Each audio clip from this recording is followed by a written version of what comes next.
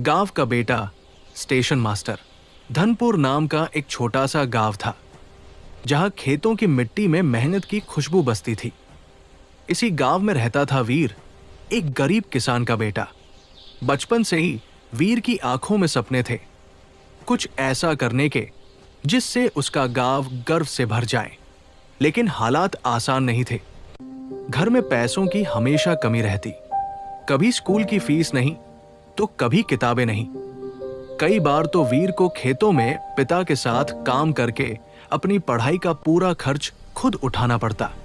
गांव के लोग कहते, अरे वीर, पढ़ लिख कर कौन सा कलेक्टर बन जाएगा, छोड़ दे ये सपने।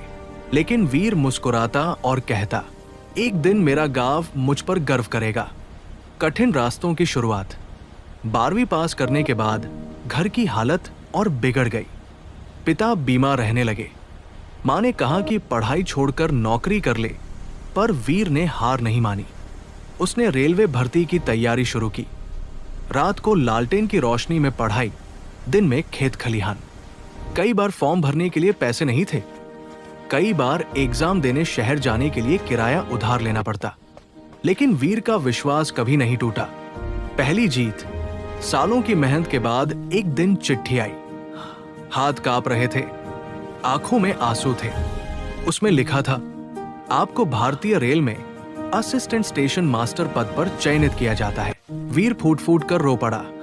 उसकी मां ने पहली बार उसे इतने सालों बाद बिना डर के रोते देखा। पिता ने गले लगाकर कहा, आज हमारा बेटा नहीं, हमारा गांव जीत गया, गांव की शान।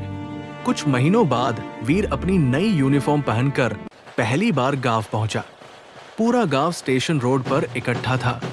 ढोल, फूल, बच्चों की हंसी, बुजुर्गों का आशीर्वाद। हमारे गांव का पहला स्टेशन मास्टर। लोग गर्व से चिल्ला रहे थे। वीर ने बच्चों से कहा, सपने बड़ी चीज नहीं होते, उन्हें पूरा करने की हिम्मत बड़ी होती है। मैं कर सकता हूं तो तुम सब भी कर सकते हो। प्रेरणा की लौ। आज धनपुर गांव में दर्जनों बच्चे रेलवे, पुलिस और सरकारी परीक्षाओं की तैयारी करते हैं। जब भी उनमें से कोई थक जाता है तो वो वीर के पुराने घर के बाहर लगी तख्ती पढ़ता है। गांव की मिट्टी में पले सपने भी आसमान छूते हैं। वीर सिर्फ स्टेशन मास्टर नहीं बना, वो अपने गांव की उम्मीद बन गया।